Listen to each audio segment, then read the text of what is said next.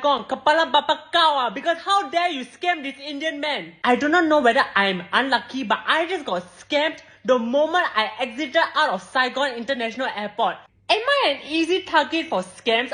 What? Do I look like I cannot fight a scammer? So I booked Grab to go to the hotel where I'm staying in Saigon. And I thought like, what possibly could go wrong, right? So I go to the pickup point there where, it's indicated in the app. And then this man shows the Grab app and he's like, hey, I'm the driver. He says that as if like he's the driver. So I naively believe that he's the driver. I go to him. He snatches my phone and then he cancels the ride. So I was like, what is going on? So me and my friend were like not really sure what was going on. But then he tried to bring us to the car. So we were just following him along the way. So this man brought us to the car. But then the car plate was not the same as the Grab app.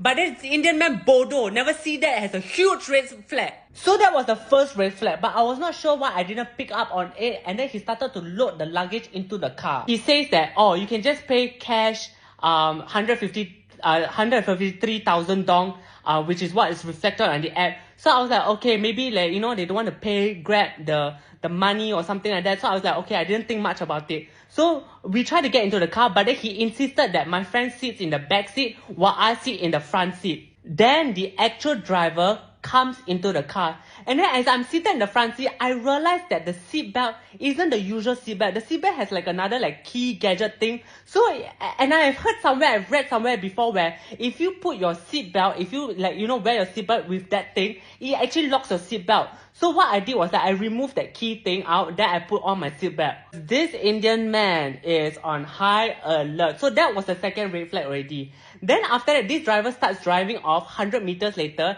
Then he asked for what's our hotel destination. So I said it's Oakwood. I'm staying at Oakwood. Then this is when it happens. This is what happens, okay? So he says we need to pay now. So then he tells us we have to pay him cash 153,000 dong, which was what was reflected on the Grab app initially. So I started to take out my wallet, trying to see what cash do I have, what notes do I have. I don't have small notes. So I have only a big note, which is 500,000 dong. I pass it to him. He says he don't have small notes. Then what he does is that he just snatches my whole cash out of my wallet. And I was just like, whoa, like it took me aback by surprise. Then this Bangsai tries to shuffle through the money, and while trying shuffling through the money, he accidentally drops a 500,000 dong in between the two seats, in between our both seats, not thinking that I would have seen that. That was when this kitty cat turned into a black panther. There are times that I will purr, but if you need me to roar, I will roar. So I went like, roar! How dare you try to scare me and steal my money? I started like yelling. I do not know what possessed me at that moment, but I think because I tried to be like really protective of myself, so I started like get me out of this car! I'm getting out of this car! I swung the car door open. I yanked my seatbelt off. I was going out. I opened the car booth. There were two heavy luggages because my friend's one. I took out the luggage one by one. I know slipper bill. I was like getting out, and then the driver tried to get out, trying to try to keep out. And as I was dragging the luggage, I turned back around. And I said, "How dare you steal my money? You do not mess with an Indian man, especially not this Indian man." Oh my God! If you were there, I do not know where that came from, but I knew all this time there was a Black Panther in here. Okay, he just needed to come out to roar, and I really roared.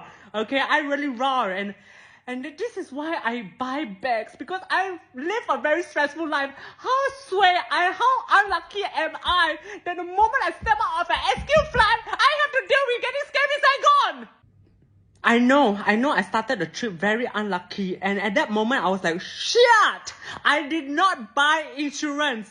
So I immediately went to buy insurance after that, but from U-Trip. But anyway, that's not the point. The point is, I do know that I cannot count this one bad occurrence and say that, everyone else is bad. So I'm still going to give Saigon a chance, and I'm still going to try to have fun and try to see what I can see and experience more better things. But please, please, please pray for me during this trip, because I do not want to experience something like this anymore. I'm still a soft kitty, I promise.